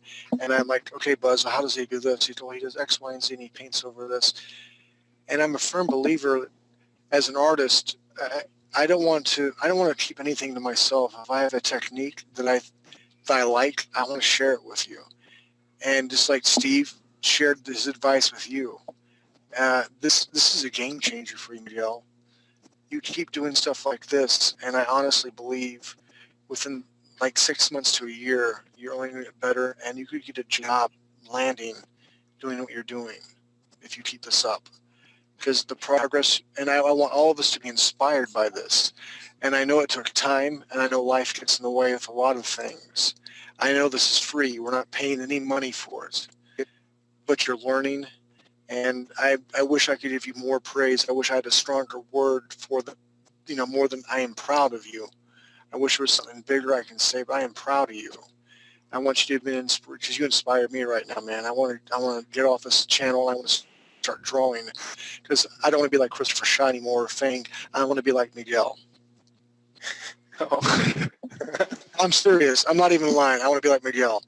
I couldn't do this, dude. Blown away. All right, I'm going to shut up. Seriously, Zip, go ahead. Well, as I mentioned, this is like a wreck ship that for some reason crashed away. They crashed down. And maybe the people start living inside here, but as a part of human behavior, they eventually had to come out, and maybe they started building this little town from scraps of this ship. And obviously they built a wall to defend themselves, a couple of weapons that maybe were inside the ship, and even in a case of emergency, I think they could go and refuge back in this ship. That was my idea. Night and day difference. Can you do you have the old files from last week so we can show everybody here? Yes. Don't chuckle, but I want to show how far you came in a week, dude. 7 days. Seriously, man, if I could grow this much as an artist, even in a freaking year, I would rule the world, okay? And you did it in 7 days. I really had very little time to do the last one, so that's why it came so bad. Miguel, I will beat you with a wet There it noodle. is. There it is. Well, it's very useful. You mapped it out. Okay, this is a great, quick, down and dirty concept. I liked where you're going with everything. But compare this to what you did. This is, wow. But it is still useful. Notice the gun turrets, the food farm. I don't think that really rough sketches like this don't happen with pro-level artists. They do. They don't show them, but they do. Where's the crashed ship? You had that. Oh, yeah. It was a different layer, I believe. It was the back right quadrant. Yeah, he had another one that had an extra layer on it. It was back behind the compound. Yeah, right around that area right there. Well done, Miguel. Yeah, I quit. I'm throwing my resignation letter in. Miguel, you start leading the class, okay? Miguel, you did so awesome tonight. I'm going to show you another trick that you'll love. Okay, show me. Just. Why don't we take Steve's screen real quick? I am captivated, literally. Do we have to? Yes. We have to. Miguel, night and day difference, mate. All right, guys. This is Daz 3D. It's free to download, and if you're like me and you like environment art and hard surface art, you may not be really great at characters, and they take you a really long time to do. The reason this is awesome is, A, it's free, and B, it comes with these basic characters. We'll load up one guy here. And if you're a concept artist, you don't need to worry about throwing outfits on them or buying any of the clothes that's for them or anything. You can put them however you like for the scene that you painted. Pretty much match your horizon line back here. Move over to pose and animate, and then you can start adjusting how you want to do things. And once it's all said and done, we won't render this guy out. You can go over to render, set however big a pixel ratio you want. Make sure down here you're set to PNG so you get an alpha channel, and render out a JPEG. Wait, real quick. Explain, some people may not know what a PNG is, or an alpha channel. It's the file type for Photoshop.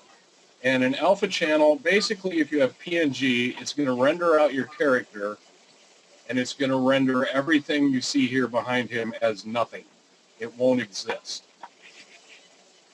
So what you will end up with is something like that, which you can throw into a layer in Photoshop, and only this guy will show up. The reason that's useful, everybody probably saw before the scene I did here. Now all I did was pull this guy in, and I had matched my horizon line, and then I just painted over him, painted in a little cloak and staff and all that, and you instantly have a character in your scene. It took me less than 20 minutes to get that in there. It would have taken me a lot longer than that just to try and rough out sketching again. And then you're done. So it really improves your workflow. Nice job. I love it, man. Seriously. When he first showed it to me, I was blown away. So that is a very nifty little trick I have found. And it's www.daz3d.com? Daz3d.com, I think. Okay. Yeah, I think that's it. It's free. You can't, cheap is good, but free is always better. But yeah, if you just Google Daz Studio, you'll find the link right there. And yeah, Unless your computer has viruses on it. it's free. You get a surprising number of assets with it. And like I said, for the stuff we do, you don't really need them. As long as you can pose a character and paint over them, you're good to go. Can't you make your own characters in a 3D app and put them in there? Yeah. Yes, you can. You can also take the Daz characters, the Genesis figures, and change them up enormously. You can make them fat, skinny, short, tall, do all kinds of things to them. You can even morph their faces. So you can start with that basic figure and then take it wherever you want to take it.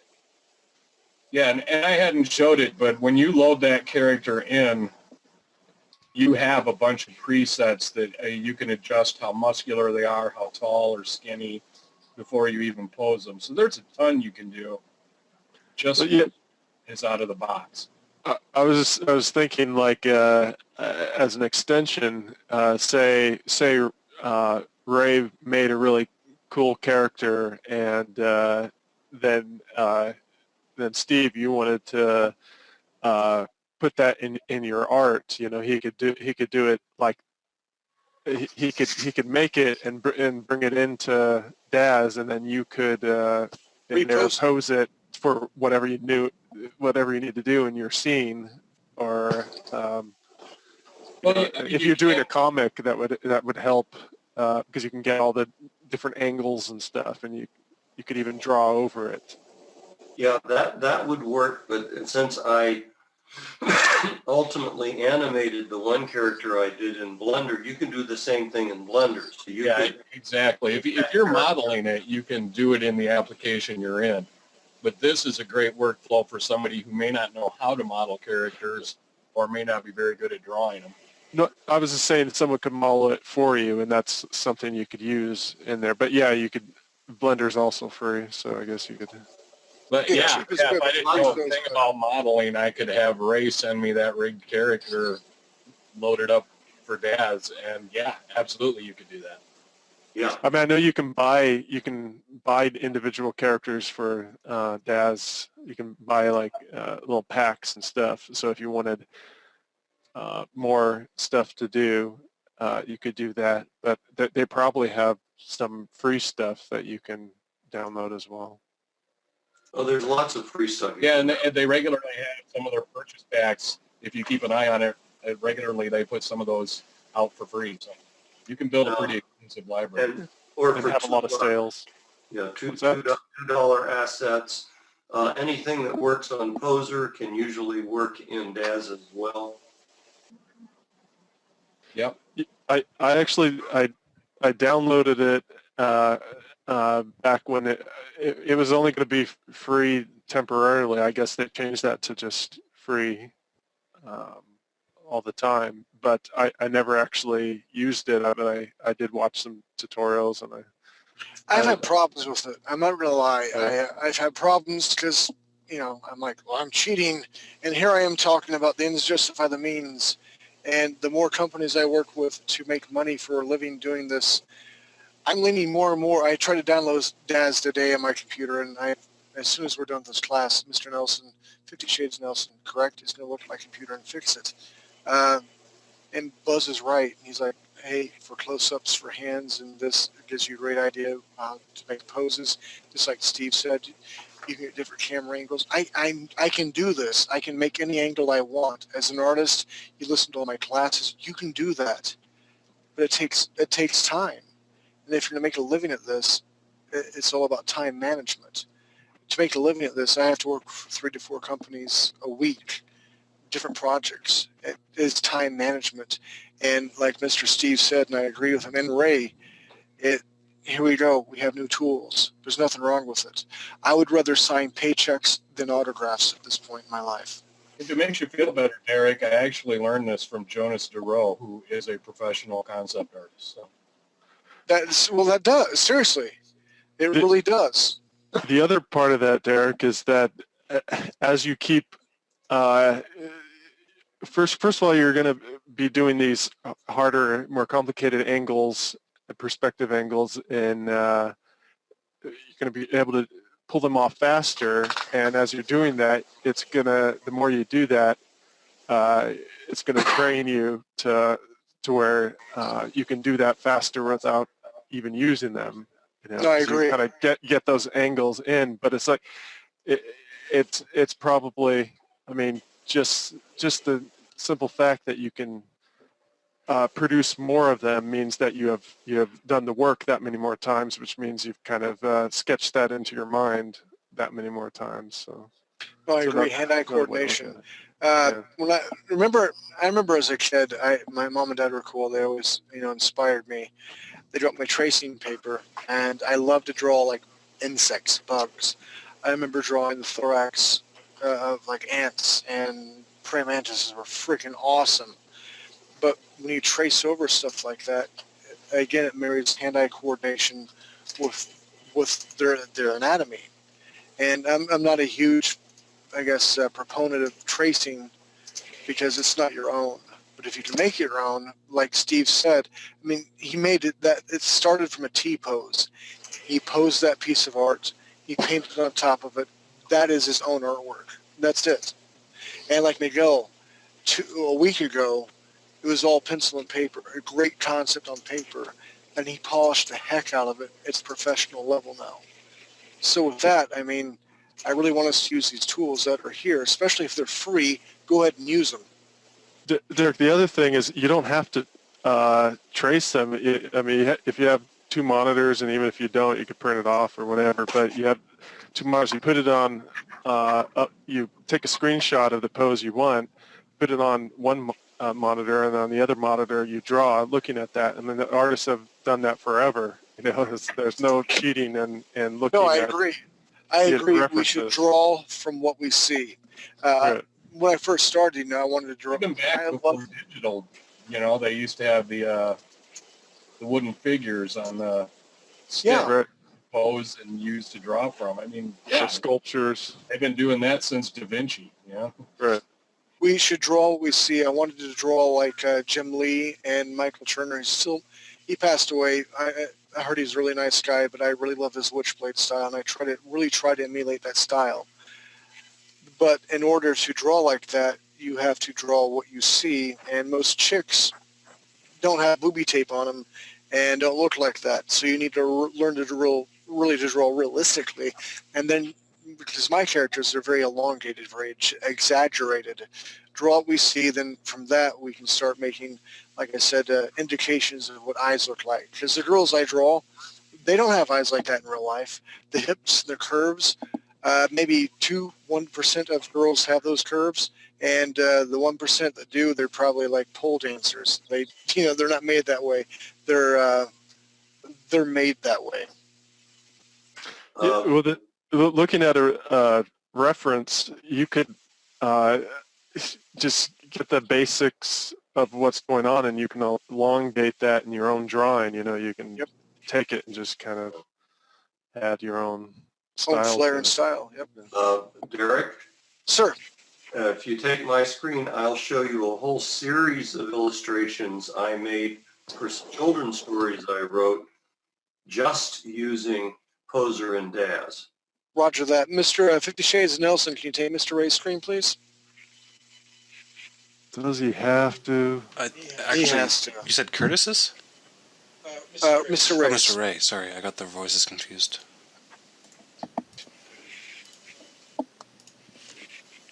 I'm fine giving Ray the screen, but Steven not so much. And I always have your back, Nelson. Wow. Mr. Ray, those are brilliant. How do you have so much time? You're freaking moving, selling cars, and you learn all this stuff. What, do you never sleep? Oh my gosh, Mr. Ray. This is in Daz. We can't hear Ray. We lost your mic somewhere.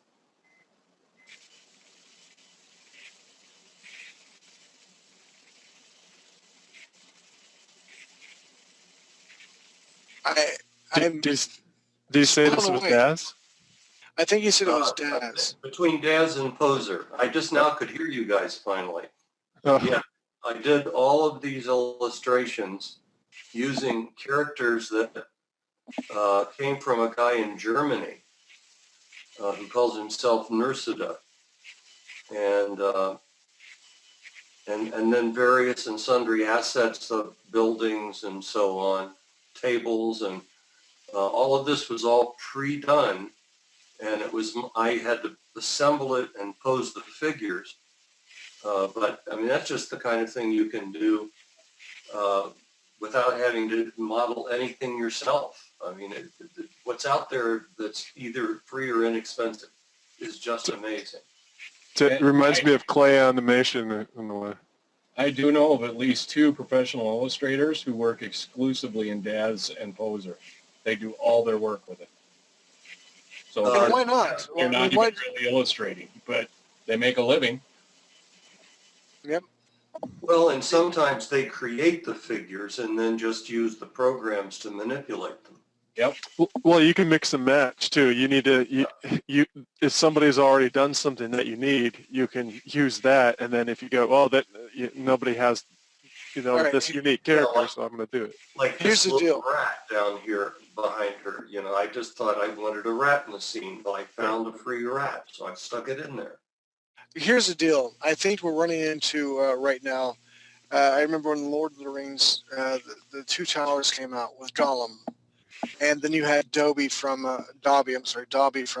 Harry Potter. And we have an actor, Andy Serkis, who did Gollum, brilliant actor, and all the movements was captured from him. It was his voice, but it wasn't physically him. It was a digital, composition. So where do we blur the line with what is reality, what is real? I really believe as Gollum, Andy Serkis should have won like an Academy Award with what he put his body through and his emotional state. But because it was digital, we didn't know what to say. And I think we're kind of cruxing on that right now because we can get all these poses and different characters from different places, and then we make them our own. I just think we live in a very gray world right now. And the ends justify the means. Am I wrong? They really, If it works, they really do. Time is money, and it's not uncommon if you're in a studio doing concept art that your art director says, "Hey, it's 9 a.m. I need 6 concepts by noon so we can decide what way to go." Whatever gets you there, you've got 3 hours.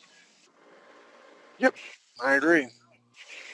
Man, I had so much more planned for tonight. Our homework, everybody listening, it was in my earshot. Mr. Ray, we're going to go to you. I want you to tell them about the 2 characters we discussed earlier today. And I actually sent you a template. I gave it to Nelson to give you guys a link. And I seen that Mr. Miguel had that. That's just kind of like, it's kind of our poser thing. Here's a template, trace on top of it, make it your own. But Mr. Ray will tell you what he's looking for in these characters. okay. When Cynthia goes through her the 4 tests, the 4 challenges, the High Mage, who's a woman, is going to be watching her using some of these stones that allow you to look far. And when she goes through the swinging bridge part, where her stone actually attacks the mind of the mage who's trying to throw her off of the bridge, she makes, in the one case, an enemy, and in the other case, she brings out the greed in the High Mage. So the male Mage of Air, that's the one that she screws over on the bridge scene, and the High Mage is a woman. Those 2 people at the end of the first comic book have figured out that Cynthia has some kind of powers that they don't understand, they don't like. They want to get them for themselves and then kill her. So at the end of the first comic book, she has created these 2 enemies that she doesn't even know are going to try to steal her powers and kill her.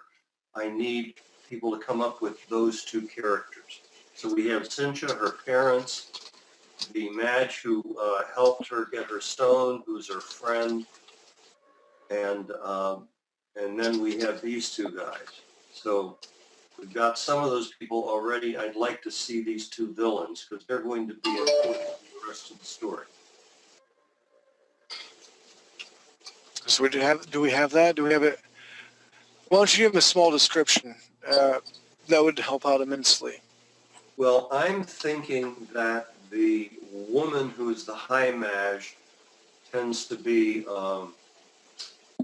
sort of overbearing, has an almost regal feel to her, sort of think the evil witch in Snow White, that only in Alethea.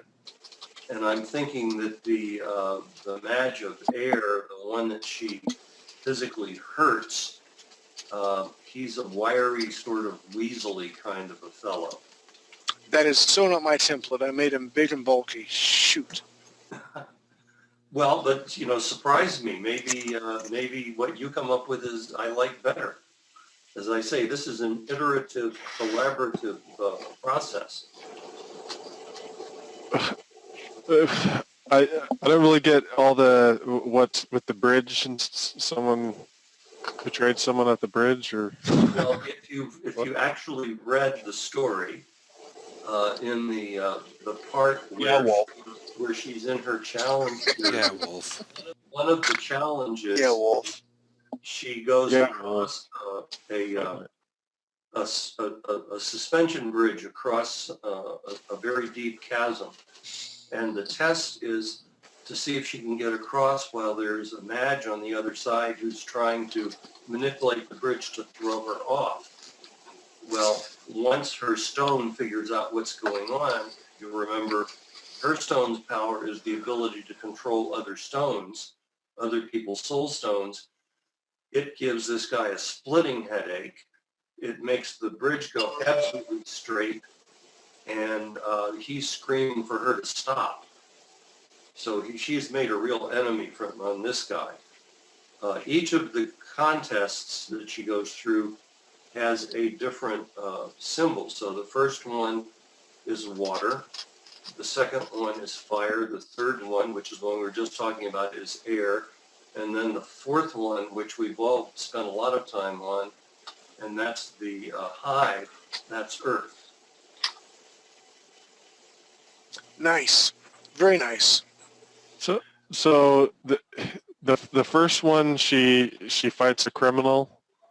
The first one she fights an assassin who is either going to die, or if he kills her, he gets his freedom. In the second one, she has to solve a puzzle to keep from being burned alive. In the third one, she has to make it across this chasm while this very strong and powerful Madge, the Madge of Air, is trying to keep her from going across. And in the fourth and final one, she has to fight her way into the queen and the hive and kill the queen in order to complete her quest. Okay, cool. So we're going to come up with the air concept. I have a template, Mr. Nelson. I'm sorry, Mr. 50 Shades of Nelson. Do you have a link that you can give everybody here, or a place to direct them? And again, it's a template. Feel free to make them skinny, fat, short, whatever you need to do.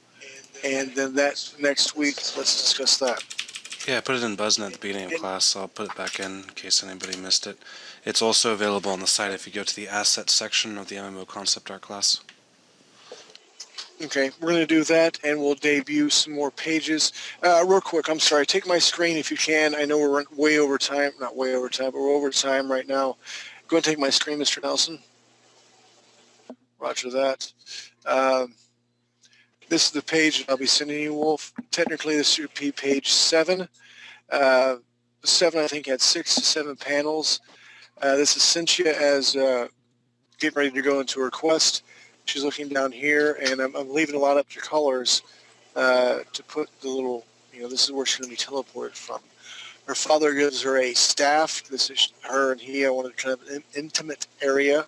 I wanted plenty of room for word balloons, where he made this special staff for her. And Wolf, I hope you like this. I left this black because I want you to coalesce the stones that you made for Cynthia's neck to be placed in all this. Each end of the staff has those basic crystals that's in her neck. So we have her father here, then we have the, and again I put the staff in front of his face to make it mysterious and ominous.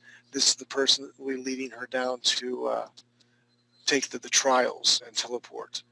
And believe it or not, this took like 2.5 hours to do for only 3 panels to get everything on the perspective and everything right, and concept for the ideas. So if I get Mr. Ray's blessing, we have to give it right now. That's what I'll be sending you. Yeah, 2 hours sounds really fast to me. In the world of Buzz, seriously, in the Yeah. Buzz Cave, there's no such thing as time. We are up usually till about 3 to 4 in the morning. I'm not lying. And then we're back up at 9. It is a full work day until, again, we'll take some breaks, but I look down and like hours just disappear. Yeah. I don't get it. I don't understand it, but that's the way it is here. I guess it's because I don't have any kids or wife here while I'm here, and I just do nothing but work. But I hope Mr. Ray likes it, and if he does, do you, sir? Yes, I like it very much. So Okay, good. what is going on here?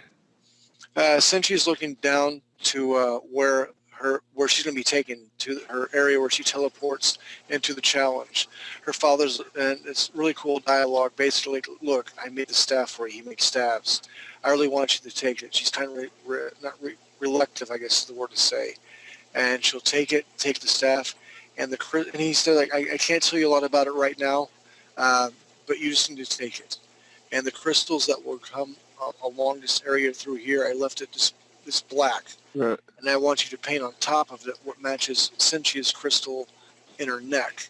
So the staff at both ends, this end and this end, has those crystals that match her neck, which gives her the special power that will allow her and I guess complement her in taking over other stones. So we have this here where she's taking the staff. Her father's here. Here's they were just talking.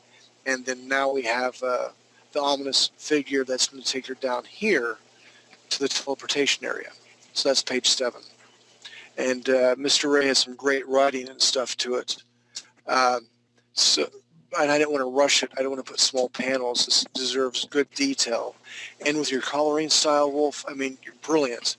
I don't want to cheapen it. I want to be able to tell a solid story. I'm kissing Meta right now because she's awesome. Yeah, I really like that it's only 3 panels. That's not saying I'm not saying I only have to do 3 panels. I'm just saying because they're big and you can really see them, and that kind of it's nice to have some of that. I mean, maybe you don't want to do all huge panels, but because you want to get stuff done, but you also don't want to do all small. So. Right. It'll be a nice correlation, a nice collaboration of working. But that's what we came up with. Well, I was thinking that, boy, her father's been working out. He's like a thin dude. No, it was funny today. Meta was in here at the Buzz basement, and I was flipping through Sid's and Chelsea's concept art. And again, with this back, let me get my pointer right here. I put a little circle on her back. Again, we didn't have a total turnaround, but I knew she had this area right here where it's kind of pink.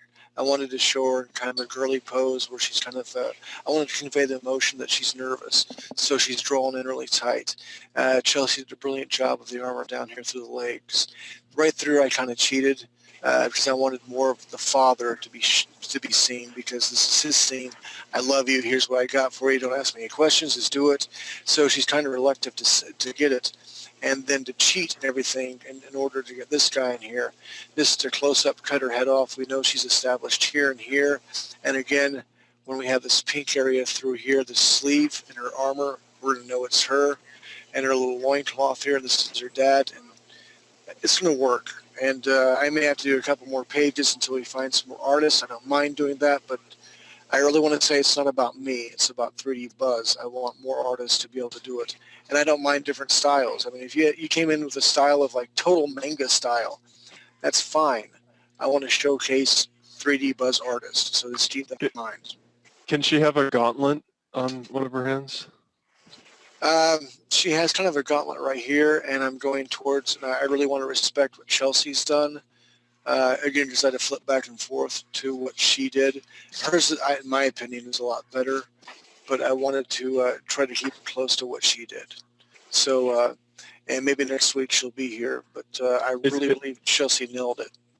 Is that a gauntlet on her left hand or right hand? That's the right gauntlet. Okay, yeah. Cool. Yeah, it's just a gauntlet right here, the back side of it, and then when she turns around, flips around this way, it's facing here like that. And it took me a while to figure that out. I'm like, what do I do? What do I do? Oh, wait. It's you said it's on her left hand, right? No, right hand. Oh, right hand. Roger that. Okay. And Wolf, it is extremely important that the jewels and the end of that staff be instantly recognizable as coming from the same place as her source, because that's the reason that she'll be able to actually use the staff during the quest, because, well, she isn't very good using the normal stones. She's super powerful when she has the right stuff. Right. Yeah, I think you mentioned that in the email. Yeah. All right. Well, if this is cool, I'll email this to you in a minute, guys and gals. Everybody, Mr. Miguel. I really was.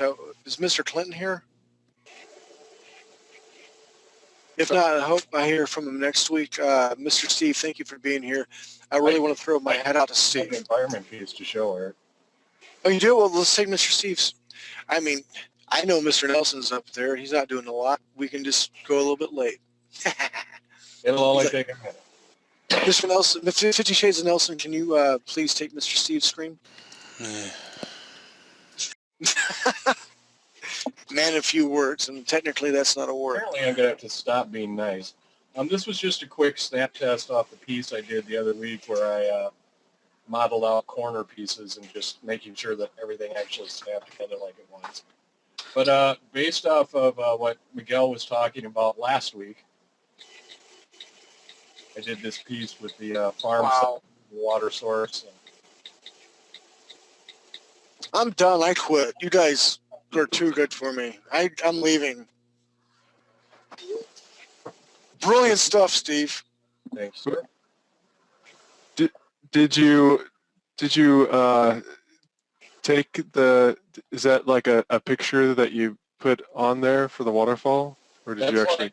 That's like 9 pictures. Yeah. And a very little bit of painting. Cool. Beautiful. Well done. Again, especially by the means. But a lot of concept artists use this technique too. Man, I can't wait for you to start your environment class, dude. I'm going to be there, and I'm going to be razzing you every step of the way. What are you talking about? I'm so nice to you. No, you're not. He's not. Seriously, this last thing we'll say, Steve is yet to call me at his normal time at 9:30, 10:30 my time. Since he's done full-time 3D Buzz, he doesn't send me flowers. He never sings me love songs, and it makes me feel very bad and sad. So I'm going to razz him. Just wow. Wow. Guys and gals, thank you so much for being a part of this. We have our homework assignments, everybody. And Miguel, you get 2 golden stars tonight. I'm so proud of you, dude. You have no idea. I can't wait to show Buzz this video. You've done great. And I really want everyone to see this video. Go back and really search your soul and what you're looking for and what you want to do. Because Miguel did this in 7 days. He has grown this much. And like in special operators, I got to work with Rangers, jump out of airplanes and this and that. And I was a firm believer, if other people's done it, I can do it myself. You look at this art, what we're doing.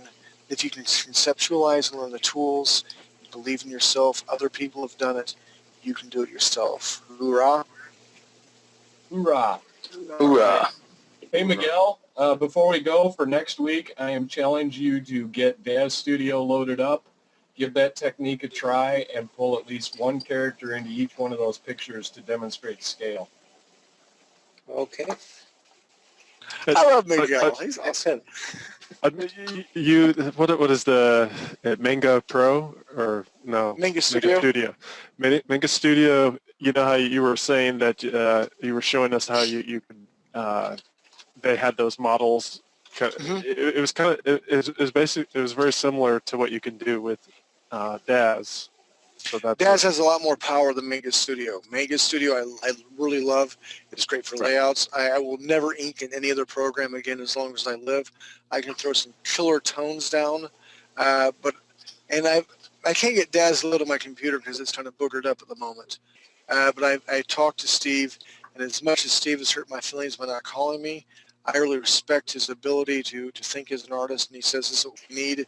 And with the short demonstration we've seen tonight, I agree with him. Yeah, I was just saying because not everybody has it. That's another way you could utilize the same thing. Well, like I said, Manga Studio is relatively inexpensive. Right now, it's at $80. In less than 20 hours now, they're going to be doing an update. And then thanks to Mr. Ray talking to he and I today on Skype, he informed me that they're going to put up another Pro Edition San Diego Con whenever it comes out. Probably, I think it's 2 weeks or a month for $100 to $200 if you already have the program that I'm using right now. And they have a lot of updates. Like I said, cheap is good, but free is always better. DAZ is free. Utilize what you have for free, and just work it like a workhorse. All right, with that said, I won't even go for round table. I appreciate everybody. I know Mr. 50 Shades of Nelson's jonesing for cigarettes. We have our art assignments. You guys and gals post on 3D Buzz. Remember, the radio shows is coming Friday night. We have Maya Fundamentals. I really encourage you guys to post it on Facebook. I really want everyone to know about it. I want people to understand that, just like we're talking about different tools right here, share the wealth. I really believe as an artist or just as a human being, if you can share and help other people grow, you'll get the same blessing back. Share it on your Facebook, your Twitter, whatever.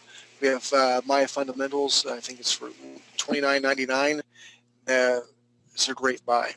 So with that, we'll see you guys next week. Keep your feet on the ground and your ankles slightly above them. Good night.